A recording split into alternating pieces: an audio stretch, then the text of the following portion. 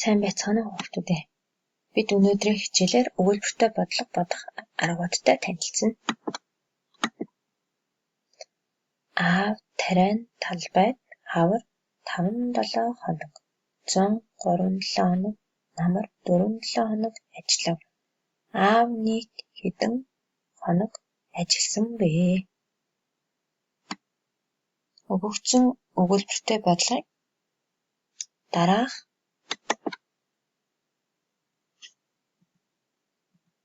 3 аргаар хамтран бодцгоё. 1-р арга хэрчмийн арга, 2-р арга хавтангийн арга, 3-р арга товч бичгийн арга. Аав тариа нь талбайд хавар 5-7 хоног, зун 3-7 хоног, намар 4-7 хоног ажиллав. Аав нийт хэдэн хоног ажилласан бэ?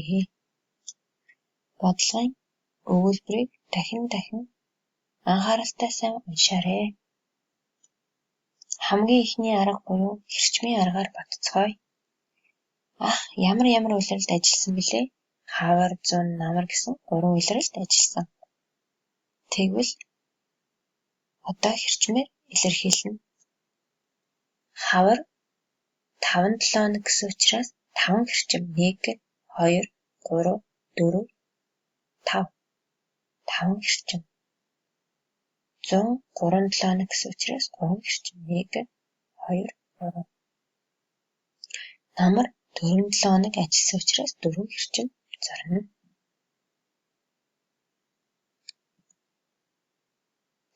Аав нийт хэдэн хоног ажилласан бэ?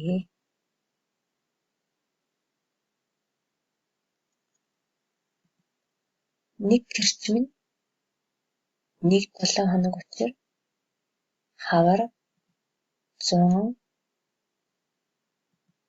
намар хэрчим тус бүр 7 хоног байна гэсэн үг. Тэгвэл асуулт 1. Хавар хэдэн хоног ажилласан бэ? Хавар хэдэн хоног ажилласан бэ? За ажиглаа хэдүүлээ. Хавар 5-7 хоног ажилласан учраас багш нь энд 5 хэрчмээр тэмдэглэж өгсөн тийм үү? Нэг хэрчим нь 1-7 хоног. 1-7 хоног нь 7 хоног байдаг тийм үү? Тэгвэл 5-7 35 хоног. Аав зун хэдэн хоног ажилласан бэ?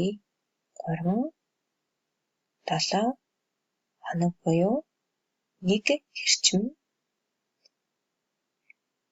1-7 хоног. Нэг хэрчим 1-7 хоногт 7 хоног байдаг гэдгийг битгий мартаарай. Тэгвэл 3-7 21 хоног. Аав намар хэдэн хоног ажилласан бэ? Аав намар 1, 2, 3, 4-7 хоног ажилласан тийм үү? 1-7 хоногт 7 хоног байдаг гэдгийг мартаж болохгүй. Тэгэхээр 4-7 нь 28 хоног намар ажилласан байх нэ. Аав нийт хэдэн хоног ажилласан бэ?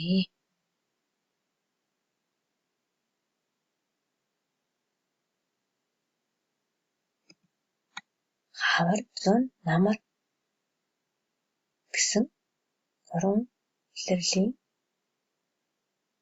улиралд хэдэн хоног ажилласан нийлбэрийг олох нэ.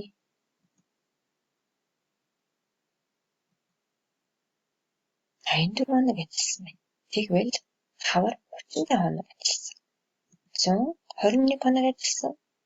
Намар 28 хоног ажилласан.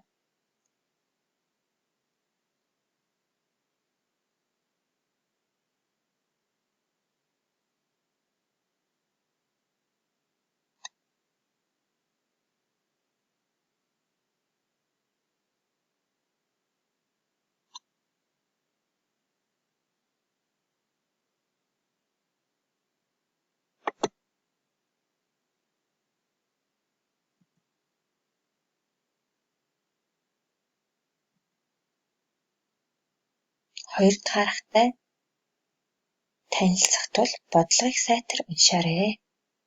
Одоо хавтангийн аргаар бодъё. Аав тариан талбайд хав 5-7 хоног, зун 3-7 хоног, намар 4-7 хоног ажиллав. Аав нийт хэдэн хоног ажилласан бэ? Хавтангийн аргаар загварчлан бодох нь эрчмийн аргаас хавтангаар дүрсэлж байгаагаараа л ялгаатай юм аа.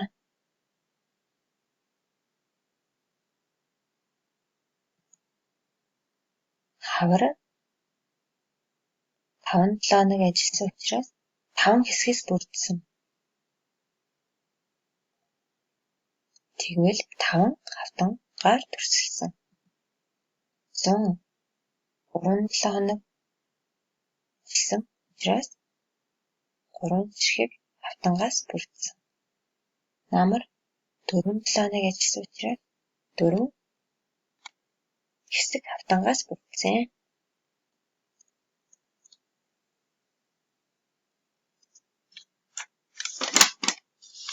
Тэгвэл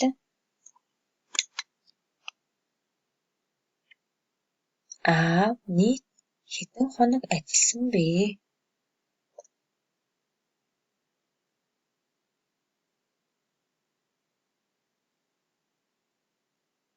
Нэг хавтанд 7 хоног байгаа. Аав хавар хэдэн хоног ажилласан бэ? Нэг хавтанд 7 хоног буюу 5-7 35 хоног. Аав зун хэдэн хоног ажилласан бэ?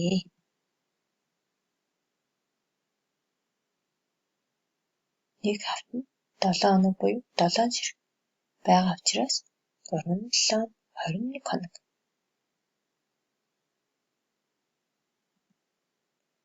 Аав намар хэдэн хоног ажилласан бэ?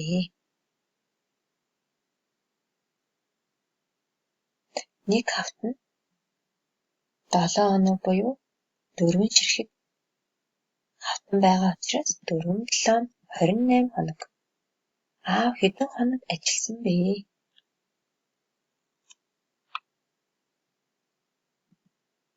Хавар зун намар гэсэн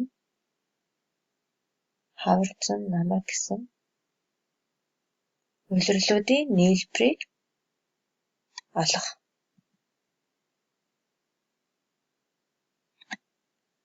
Хавар 35 хоног, зун 21 хоног, намар 28 хоног ажилласан. Тэгвэл нийт нийлбэр нь 84 хоног ажилласан.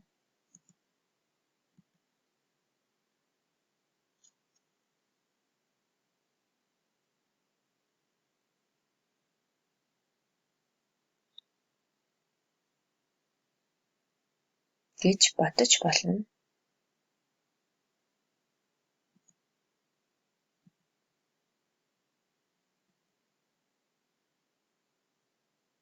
Мөн бодлогыг дахин анхааралтай сайн давтан уншаарай. Аав тариан талбайд хавар 5-7 хоног, зун 3-7 хоног, намар 4-7 хоног ажиллав. Аав нийт хэдэн хоног ажилласан бэ?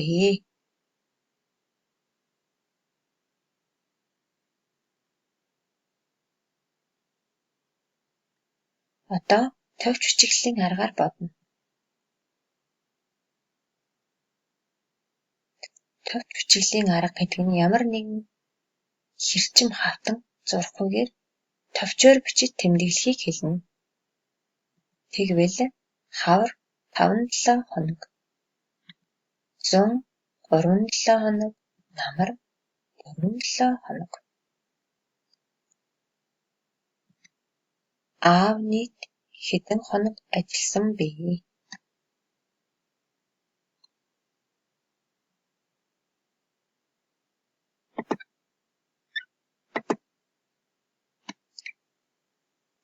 Тэгвэл нэгт аав хавар хэдэн хоног ажилласан бэ? 5-7 хоног. Нэгт 7 хоног 7 хоног байдаг учраас 5-ыг өргөн 7 буюу 35 хоног. 2. Аав 100 хэдэн хоног ажилласан бэ? 3-7 хоногт. 3-7 хоногт. Нэг 7 хоногт 7 хоног байдаг учраас 3-ыг өргөн 7 буюу 21 хоног.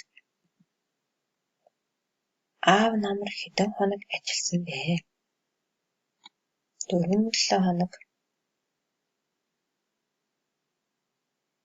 Нэг 7 хоногт 7 хоног байдаг учраас 4-ийг өргөн 7 буюу 28 хоног.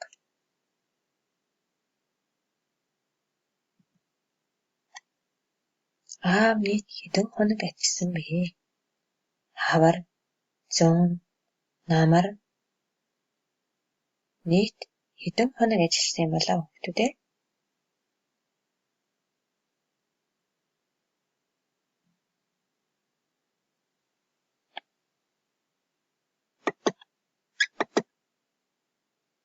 Тэгвэл хавар 35 хоног. 100 21 хоног. Хавар 102-ын нийлбэрийг олох юм бол нэгжийн орон дээр нэгжийн орныг нэмээд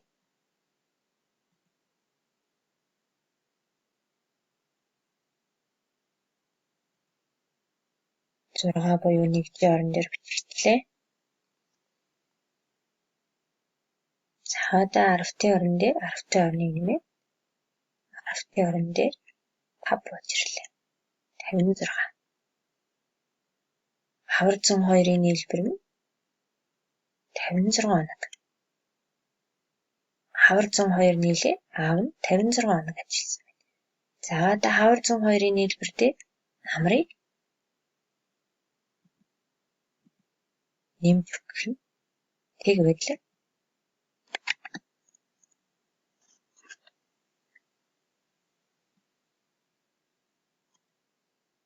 нэгжийн орон 10-ийн орон 6 нэгжээр 8 нэгжийг нэмбэл 14 тийм үү? 14. Тэгэхээр яадаг лээ? Нэгжийнхээ орон дээр 4-ийг тавиад 10-ийн орон дээр 1-ийг санана.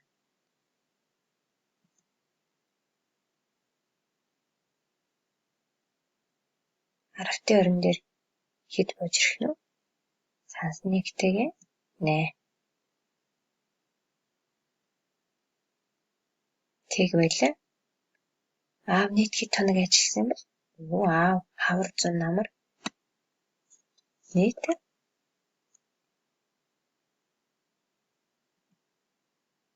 84 хоног ажилласан байх нь. Багшийнхаа тайлбарлаж өгсөн 3 аргыг үндэслэн гэрийн даалгаварт энэ бодлогыг бодоорой. За багш нэг удаа та нарт өгүүлбэртэй бодлогыг уншиж өгье. Ээж оёдлын үйлдвэрт 1-р сард 2-7 хоног, 2-р сард 4-7 хоног, 3-р сард 3-7 хоног ажиллав. Ээж нийт хэдэн хоног ажилласан бэ гэдгийг олох нэ.